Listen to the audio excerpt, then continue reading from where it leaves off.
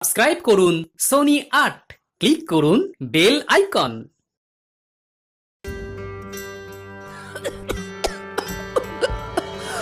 আহারে, কাশিটা বড্ড বেড়েছে। রানীমা, খুব কি কষ্ট হচ্ছে? কি করে যে ঠান্ডা লেগে গেল জানি না। তার উপর তোদের মহারাজ আজ আবার খামবাজ রাজ্যে যাচ্ছেন। যাবার সময় তার কোনো সাহায্যেই লাগতে পারলাম না। সে আপনি আর কি করবেন বলুন? শরীরের ওপর তো কারো কোনো হাত নেই।